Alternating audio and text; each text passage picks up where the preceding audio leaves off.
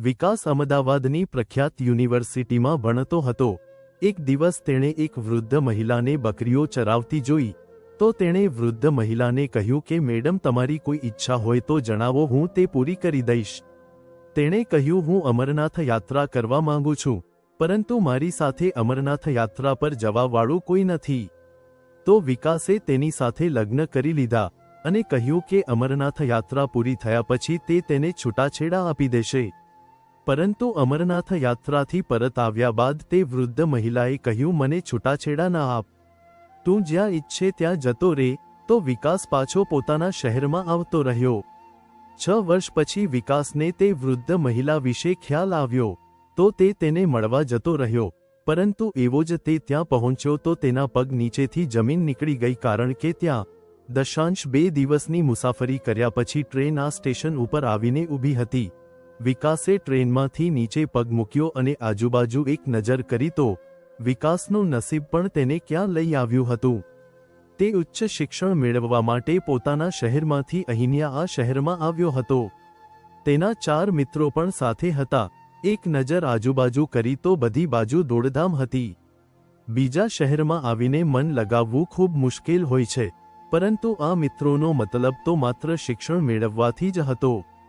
તેઓ સતત 2 દિવસનું અંતર કાપીને આ શહેરમાં પહોંચ્યા હતા, માત્ર એટલા માટે કે આ શહેરની યુનિવર્સિટીમાં તેમનું એડમિશન થવાની સાથે સાથે દર મહિને તેમને સ્કોલરશિપ પણ મળવાની હતી। કારણ કે યુનિવર્સિટી નવી હતી, તેથી વિકાસ જેવા ઘણા વિદ્યાર્થીઓ માટે ઘણી સુવર્ણ તકો આપી રહી હતી। થોડા દિવસો પછી જ અભ્યાસ શરૂ થઈ ગયો। શરૂઆતમાં અભ્યાસનો બોજ વધારે નથી હોતો। આ જ કારણ હતું કે વિકાસ પોતાને અભ્યાસમાં બીજી રાખવા છતાં પણ તેના પરિવારના લોકોને યાદ કરવા લાગ્યો હતો। ઘરમાં માતા પિતા અને એક નાની બહેન હતી, જેમની કમી તેને અહીંયા આવીને ખૂબ જ મહેસૂસ થવા લાગી હતી। અત્યારે પણ તેમની સાથે ફોન ઉપર વાત કર્યા પછી તેને એમ જ બેસીને કંટાળો આવવા લાગ્યો તો વિચારવા લાગ્યો કે બહારનું ચક્કર લગાવી આવું। તેના મિત્રો એકબીજા સાથે વાતો કરવામાં મશગુલ હતા, પરંતુ તે મોટે ભાગે એકલો જ રહેવાનું પસંદ કરતો હતો। વિકાસ પોતાની હોસ્ટેલમાંથી બહાર આવતો રહ્યો અને એમ જ આ શહેરમાં ફરવા લાગ્યો। પહેલા તો શહેરની ખૂબસૂરતી અને બજાર જોતો રહ્યો, પછી આમ જ ચાલતા ચાલતા તે શહેરના બજારમાંથી નીકળીને એક કાચા રસ્તા તરફ જવા લાગ્યો, જ્યાં ચારેય બાજુ હરિયાળી જ હતી। આજુબાજુ ઘણા લોકો આવતા જતા હતા, બાળકો ખુલ્લા મેદાનમાં રમવામાં વ્યસ્ત હતા। એ જ વખતે વિકાસે સાઈડમાં નાના એવા રસ્તા ઉપર એક મહિલાને આવતી જોઈ। ના ચાહતા હોવા છતાં પણ તે એ મહિલા તરફ જોવા લાગ્યો, જે વૃદ્ધ હતી। તેના માથાના વાળ સફેદ થઈ ગયા હતા, પરંતુ તેમ છતાં ખૂબ જ સારી રીતે તેણે તેના માથા ઉપર પલ્લું નાખી રાખ્યું હતું। હાથમાં લાકડી પકડીને તે તેની બકરીઓને એક લાઈનમાં આગળ લઈને જઈ રહી હતી।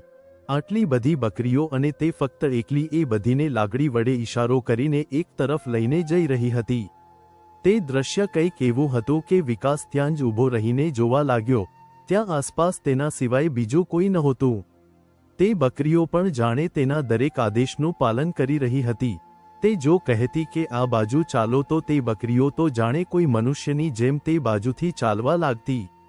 વિકાસ ધ્યાનથી એ મહિલાને ત્યાં જ થોડો દૂર ઊભો જોવા લાગ્યો। એવું નહોતું કે તે કોઈ જુદી વિચારસરણી ધરાવતો વ્યક્તિ હતો કે તેની નિયતમાં ખોટ હતી, પણ ખબર નહીં કેમ વિકાસની નજર ના જાણે તેના ચહેરામાં શું શોધી રહી હતી કે અચાનક તેનું ધ્યાન વૃદ્ધ મહિલા તરફ ગયું। વૃદ્ધ મહિલા આ ઉંમરે આ બધું કરતી હતી। ના જાણે આનું કોઈ વારસદાર હતું કે નહીં, જે પોતે એકલી જ આ બધી જવાબદારી ઉઠાવી રહી હતી। થોડી વાર પછી તે તેની બકરીઓને લઈને એક નાનકડા ઘર તરફ ચાલવા લાગી, જેની 4 દિવાલો એટલી નાની હતી કે તે ઘરની અંદર જતી રહી, તેમ છતાં પણ તે દેખાતી હતી। વૃદ્ધ મહિલાએ પોતાની બકરીઓને એક બાજુ બાંધી, ત્યાર પછી અંદર રૂમમાં જતી રહી, ત્યારે એક વ્યક્તિ ત્યાંથી પસાર થયો, જે આ વિસ્તારનો રહેવાસી હતો। વિકાસ તેને પૂછવા લાગ્યો કે ભાઈ, આ વૃદ્ધ મહિલા શું આ ઘરમાં એકલી રહે છે? તેનો પતિ કે તેનો પરિવાર ક્યાં છે? આ સાંભળીને તે વ્યક્તિએ કહ્યું, અરે ભાઈ, હવે હું તને શું કહું? તું પૂછી જ રહ્યો છે તો સાંભળ। હું પોતે બાળક હતો ત્યારથી તેને એકલી જ અહીંયા જોઈ રહ્યો છું। આ મહિલા 17 વર્ષની હતી જ્યારે લગ્ન કરીને આ વિસ્તારમાં રહેવા માટે આવી હતી. તેનો પતિ ખૂબ જ સારો અને નમ્ર વ્યક્તિ હતો. આખા ગામમાં તેમનું ખૂબ જ માન હતું. પરંતુ લગ્નના થોડા અઠવાડિયા પછી જ આ મહિલાના પતિનું અવસાન થઈ ગયું. સાસુ સસરા પણ નહોતા. આજુબાજુના લોકોએ તો એવું કહીને તેનું જીવન દયનીય બનાવી દીધું હતું કે જુઓ તો કેટલી મનહૂસ નીકળી. આવતાની સાથે જ પોતાના પતિને ખાઈ ગઈ. પરંતુ થોડા દિવસો પછી એવા સમાચાર પણ બહાર આવ્યા કે આ મહિલા ગર્ભવતી છે. આ સમાચાર આ મહિલા માટે ખૂબ જ ખુશીના સમાચાર હતા. તેના પતિની નિશાની તેની પાસે આવવાની હતી. પરંતુ આ વાત ઉપર પણ અહીં આ લોકોએ તેને ચેન ના લેવા દીધું. લોકો આને ખરાબ સમજવા લાગ્યા કે આ મહિલા કેવી રીતે ગર્ભવતી થઈ શકે. આના પતિનું અવસાન થયાને ઘણો સમય વીતી ગયો છે. આવી વાતો સાંભળીને આ મહિલા રડતી રહેતી. પોતાના ઘરની બહાર નીકળવાનું પણ બંધ કરી દીધું. અને પછી એવા સમાચાર મળ્યા કે આ મહિલાનું થવાવાળું બાળક સમય પહેલા જ મૃત્યુ પામ્યું છે. એ પછી ઘણા લોકો આવ્યા, ઘણા લોકો ગયા. બધા પોતપોતાના જીવનમાં વ્યસ્ત થઈ ગયા. પરંતુ વૃદ્ધ મહિલા આ ગામમાં એકલી જ તેની બકરીઓ સાથે રહેવા લાગી. ઘણા સમય સુધી વિકાસ ત્યાં ઊભો રહીને તે મહિલાના ઘરને જોતો રહ્યો, જે આ ઘરનું બધું કામ એકલી જ કરી રહી હતી. પરંતુ સમય ઘણો વીતી ગયો હતો એટલા માટે તે પાછો પોતાની હોસ્ટેલમાં આવી ગયો. થોડા દિવસો પછી જ્યારે તે ફરીથી સાંજના સમયે ફરવા માટે નીકળ્યો તો એકવાર ફરી તે એ રસ્તા પરથી પસાર થયો. તે વૃદ્ધ મહિલા તેને એકવાર ફરી દેખાઈ હતી. તેના હૃદયમાં આ મહિલા માટે એક અજીબ સહાનુભૂતિ જાગી. તેનું મન થયું કે તે જઈને તે વૃદ્ધ મહિલા સાથે વાત કરે અને તેને તેના વિશે પૂછે. પણ એ વિચારીને પગલાં રોકી લીધા કે એ મહિલા શું વિચારશે. ન તો તે તેનો કોઈ સંબંધી છે કે ન તો તે તેને ઓળખે છે. આ રીતે કોઈના ઘરે જઈને તેની સાથે વાત કરવી સારું નથી. ક્યાંક તે મહિલાને ખોટું ના લાગી જાય એમ વિચારીને તે ત્યાં જ આંટા મારતો રહ્યો. પણ તે ઘરની અંદર જવાની કે તે મહિલા સાથે કોઈ વાત કરવાની ક્યારેય હિંમત નહોતો કરી શક્યો. મોસમમાં પલટો થયો તો સાથે વરસાદ પણ શરૂ થઈ ગયો. તે રાત્રે વિકાસ પોતાની હોસ્ટેલમાં જ સૂઈ રહ્યો હતો. જ્યારે લાંબા સમય સુધી વાદળો ગર્જના કરતા રહ્યા અને પછી જોરથી વરસાદનો અવાજ આવવા લાગ્યો તો તેની આંખો ખુલી ગઈ હતી. તે ઊભો થયો અને ઊભા થઈને બારીની બહારનું દૃશ્ય જોવા લાગ્યો. વિકાસમાં હજુ પણ વીજળીના ચમકારા થઈ રહ્યા હતા. ત્યારે જ તેને તે મહિલાનો ખ્યાલ આવ્યો, જે એક નાનકડી ઝૂંપડી જેવા ઘરમાં રહેતી હતી. ખૂબ જ વધારે તોફાન હોવાથી તેને તે વૃદ્ધ મહિલાની ચિંતા થવા લાગી હતી. એ રાત જેમ તેમ વીતી અને બીજા જ દિવસે તે અભ્યાસ કર્યા પછી તે વિસ્તાર તરફ જવા લાગ્યો. આજે તો તે કોઈ પણ સંજોગોમાં તે વૃદ્ધ મહિલા સાથે વાત કરવાનો હતો. ગઈ રાત્રિ કરતાં આજે વાતાવરણ સાફ હતું. સૂર્ય સંપૂર્ણપણે ચમકી રહ્યો હતો.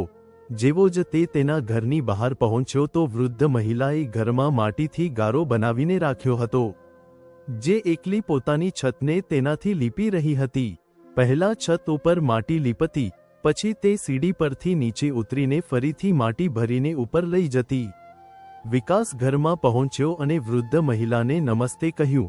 વૃદ્ધ મહિલાએ પણ હસીને નમસ્તેનો જવાબ આપ્યો. ત્યાર પછી વિકાસે તે મહિલાને તગારામાં માટી ભરીને આપવાની શરૂ કરી. તો તે મહિલાએ ના પાડી અને કહ્યું, હું કરી લઈશ, તું એટલું કષ્ટ ના ઉઠાય. પણ વિકાસ તો જાણે મનમાં ને મનમાં સુકૂન મહેસૂસ કરી રહ્યો હતો. બધું કામ કરાવ્યા પછી તે ત્યાં જ જમીન પર બેઠો હતો. તે મહિલા વિકાસ માટે ગોળની બનેલી ચા લઈને આવી હતી, જે પીધા પછી તો જાણે તેનો થાક ઉતરી ગયો હતો. તેણે હસીને વૃદ્ધ મહિલાનો આભાર માન્યો. પછી કંઈક વિચારીને કહેવા લાગ્યો, મેડમ, તમારી કોઈ એવી ઈચ્છા છે જે અધૂરી રહી ગઈ હોય? કોઈ એવી તમન્ના છે જે તમારા દિલમાં મોજૂદ હોય? દરેક વ્યક્તિની જેમ તમે પણ ઈચ્છતા હોય કે બસ એકવાર તમારી તે ઈચ્છા પૂરી કરવામાં આવે. આ સાંભળીને વૃદ્ધ મહિલાના ચહેરાનો રંગ ઉડી ગયો હતો. ચહેરો લાલ થઈ ગયો હતો અને આંખોમાંથી આંસુ વહેવા લાગ્યા હતા. તે કહેવા લાગી, હા, મારી પણ એવી ઈચ્છા છે, પરંતુ તે ઈચ્છા ક્યારેય પૂરી નહીં થઈ શકે. તો વિકાસે કહ્યું કે મને જણાવો, કદાચ બની શકે છે કે હું તમારી તે ઈચ્છા પૂરી કરી શકું. આટલું સાંભળીને તે મહિલા કહેવા લાગી કે મારી ઈચ્છા હતી કે હું અમરનાથ યાત્રા પર જઈ શકું. પરંતુ મારી ઈચ્છા સમયની સાથે સાથે મારા દિલમાં જ દટાઈ ગઈ. આટલું કહેતા કહેતા તે મહિલાનો ચહેરો આંસુથી ભીંજાઈ ગયો હતો. વિકાસ પણ તેને રડતી જોઈને ઉદાસ થઈ ગયો હતો અને કહેવા લાગ્યો કે તમે હજુ સુધી પછી કેમ ના ગયા અમરનાથ યાત્રા ઉપર? એમ પણ અહીંથી જવામાં કોઈ ખાસ ખર્ચ તો નહીં હોય કે પછી તમારી પાસે પૈસા નહોતા? વિકાસ તે મહિલા સાથે આ વાત કરવા લાગ્યો. તેણે તો નક્કી કરી લીધું હતું કે પોતાની તરફથી પૈસા તેને આપી દેશે. જો તેમને પૈસાની જરૂર હશે તો તે જરૂર તેમની ઈચ્છા પૂરી કરશે. પરંતુ વૃદ્ધ મહિલાએ કહ્યું કે ના, મારી પાસે પૈસા છે, પરંતુ મારી સાથે કોઈ એવો સંબંધી નથી કે જે મારી સાથે આવી શકે. ના તો મારા પતિ છે કે ના મારા પરિવારમાં બીજું કોઈ એવું છે જેની સાથે હું અમરનાથ યાત્રા કરવા માટે જઈ શકતી. જેમ જેમ સમય પસાર થતો ગયો તેમ તેમ આ ઈચ્છા મારા મનમાં જ દટાઈને રહી ગઈ છે. આટલું કહીને તે મહિલા રડતી રડતી ત્યાંથી ઊભી થઈને રૂમમાં જતી રહી અને વિકાસ પણ પાછો પોતાની હોસ્ટેલમાં આવી ગયો. તે રાત્રે તેણે ઊંઘ નહોતી આવી. તેણે જે માનથી તે મહિલાને કહ્યું હતું કે તે તેની દરેક ઈચ્છાઓને પૂરી કરશે અને હવે તેની આ ઈચ્છા સાંભળીને તે ચાહતા હોવા છતાં પણ તેની ઈચ્છા પૂરી નહોતો કરી શકતો. આ વાત તેને અંદરથી ખૂબ જ પરેશાન કરી રહી હતી કે આખરે તે મહિલાની મદદ કેવી રીતે કરે, કેવી રીતે તેનો કોઈ સગો સંબંધ શોધે જે તેને અમરનાથ યાત્રા કરાવી શકે. આખી રાત તે એ જ વિચારતો રહ્યો હતો કે જ્યારે અચાનક ભગવાન તરફથી તેના મનમાં એક વિચાર આવ્યો હતો. તેના દિમાગમાં એ વિચાર આવ્યો કે કેમ ના તે મહિલા સાથે લગ્ન કરી લે, માત્ર એટલા માટે કે લગ્ન પછી તે તેનો પતિ બની જશે અને આ રીતે તે તેને અમરનાથ યાત્રા પર પણ લઈ જશે. આ રીતે તે જેવી જ અમરનાથ યાત્રા પૂર્ણ કરી લેશે તો તે ત્યાંથી પાછો આવીને તેને છૂટાછેડા આપી દેશે. આ ખ્યાલ સારો હતો પરંતુ તે ડરતો પણ હતો. તેને સમાજનો પણ થોડો ડર હતો કારણ કે તે 19 થી 20 વર્ષનો યુવાન હતો જ્યારે તે મહિલા તેની વૃદ્ધાવસ્થામાં પ્રવેશી ચૂકી હતી. આ વિચારીને જ તે ઘણા દિવસો સુધી ફરીથી તે બાજુ ના જઈ શક્યો. પરંતુ પછી તેણે એકવાર આ વિશે પંડિતજી પાસેથી સલાહ લીધી. તે દિવસે તે યુનિવર્સિટીમાં નહોતો ગયો. તેણે એક જાણીતા પંડિત વિશે પૂછ્યું અને પછી સીધો તેના ઘરે જતો રહ્યો. જ્યારે તેણે આ વિશે પોતાનો વિચાર વ્યક્ત કર્યો ત્યારે તે પંડિતજીએ કહ્યું કે આમાં કોઈ સમસ્યા નથી અને ના તો આપણા ધર્મમાં લગ્ન માટે કોઈ ઉંમરની સીમા જણાવવામાં આવી છે. જો તું એક પવિત્ર કામ માટે તે મહિલા સાથે લગ્ન કરવા માંગે છે તો અવશ્ય કર, પણ આમાં તે મહિલાની પરવાનગી જરૂરી છે. આ સાંભળીને તે છોકરાને પણ રાહત થઈ. બીજે દિવસે તે જ્યારે તે મહિલાના ઘરે ગયો ત્યારે તે મહિલા પોતાની બકરીઓ માટે ચારો કાપી રહી હતી. તે છોકરાને જોઈને તેના ચહેરા ઉપર સ્મિત ફેલાઈ ગયું. પછી તેને કહેવા લાગી કે જણાય છોકરા, શું વાત છે? આજે કેમ મારા આ ગરીબ ખાનામાં એકવાર ફરીથી આવ્યો છે? આ સાંભળીને વિકાસ હસ્યો અને પછી ડરતા ડરતા પોતાના મોઢેથી એ વાત કરી કે હું તમારી સાથે લગ્ન કરવા માંગુ છું. આ સાંભળીને તો તે મહિલાનો ચહેરો નિસ્તેજ થઈ ગયો હતો. તે આશ્ચર્યથી તેનો ચહેરો જોવા લાગી અને પછી ત્યાંથી ઊભી થઈ ગઈ અને કહેવા લાગી, તું જાણે પણ છે કે તું શું કહી રહ્યો છે? આ સાંભળીને વિકાસ કહેવા લાગ્યો કે હા, હું જાણું છું. હું તમારી ઈચ્છા પૂરી કરવા માંગુ છું. મેં આ વિશે ઘણું વિચાર્યું છે અને પછી હું આ નિષ્કર્ષ પર પહોંચ્યો છું કે હું તમારી સાથે લગ્ન કરીને તમને અમરનાથ યાત્રા પર જરૂર લઈ જઈશ. તે પછી ત્યાંથી પાછા આવીને હું તમને છૂટાછેડા આપી દઈશ. એમ પણ મારો અભ્યાસ પછી અહીંયા પૂરો થઈ જશે અને હું પાછો મારા શહેરમાં જતો રહીશ અને તમે તમારી આગળની જિંદગી અહીંયા નિત્યક્રમ મુજબ વિતાવી શકશો. તે મહિલાએ ઊંડો શ્વાસ લીધો. તેની આંખોમાં આંસુ હતા. થોડીવાર સુધી તે કોઈ જવાબ ના આપી શકી. ત્યાર પછી કહેવા લાગી કે હું આ અંગે કોઈ ઉતાવળિયો નિર્ણય લેવા નથી માંગતી. એટલા માટે હું તને આ વિશે વિચારીને જણાવીશ. વિકાસ પણ પાછો હોસ્ટેલમાં આવી ગયો. તે અવારનવાર 1 કે 2 દિવસ છોડીને તે દિશામાં ચક્કર લગાવતો રહેતો હતો. જ્યારે એક દિવસ તેની હોસ્ટેલમાં એક વ્યક્તિ તેને કહેવા આવ્યો કે કોઈ વૃદ્ધ મહિલા તેને મળવા માંગે છે. તેની સાથે હાજર છોકરાઓ આશ્ચર્યથી તેની સામે જોવા લાગ્યા કે આખરે અહીંયા તેની કઈ સંબંધી રહે છે. પરંતુ તે બધાની અવગણના કરીને તે મહિલાના ઘરે પહોંચ્યો. જ્યારે તે તેના ઘરમાં પ્રવેશ્યો ત્યારે તે ઘરમાં બનેલા મંદિરમાં પૂજાપાઠ કરી રહી હતી. તેણે તેની હાજરી મહેસૂસ કરી લીધી હતી, પરંતુ તેણે તેની પૂજાપાઠ ચાલુ રાખી. પછી ત્યાં સુધીમાં વિકાસ એક બાજુમાં બેસી રહ્યો. જ્યારે તે મહિલાએ પૂજાપાઠ પૂરી કરી લીધી તો તેને કહેવા લાગી કે છોકરા, મેં તારી વાત ઉપર ઘણું વિચાર્યું. તારી નિયત શું છે એ આપણો ભગવાન સારી રીતે જાણે છે. એટલા માટે હું તારી સાથે લગ્ન કરવા માટે તૈયાર છું. આ સાંભળીને વિકાસને પણ સુકૂન મળ્યું હતું.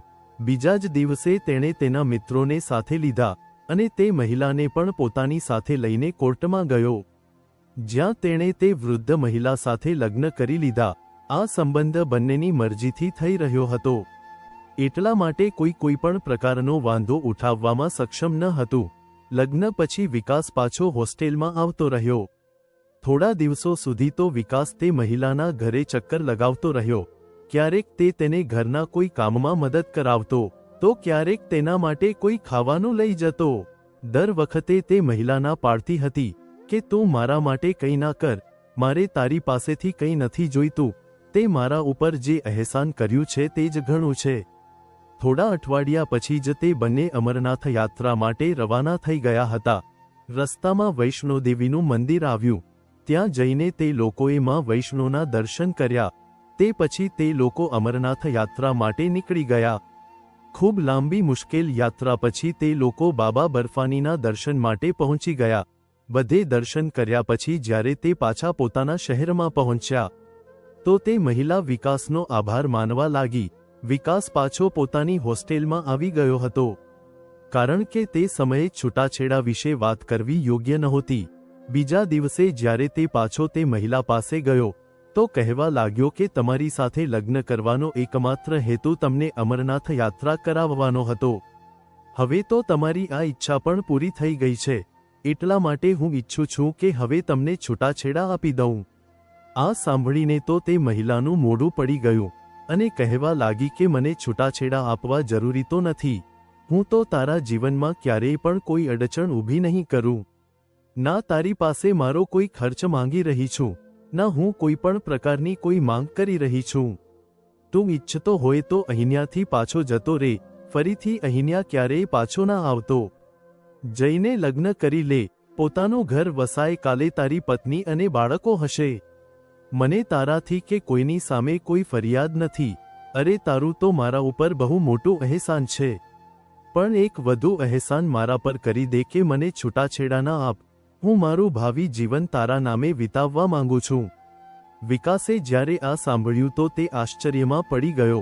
તેણે તો વિચાર્યું હતું કે તે તેને છૂટાછેડા આપી દેશે, પરંતુ તે મહિલાએ જ્યારે આવું કહ્યું તો વિકાસ તેને નકારી ના શક્યો.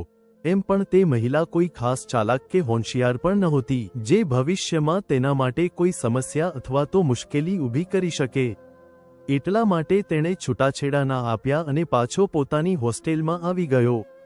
અઠવાડિયા પછી તે ક્યારેક તે સ્ત્રી પાસે જતો અને તેની સાથે પોતાના મનની વાતો વ્યક્ત કરતો.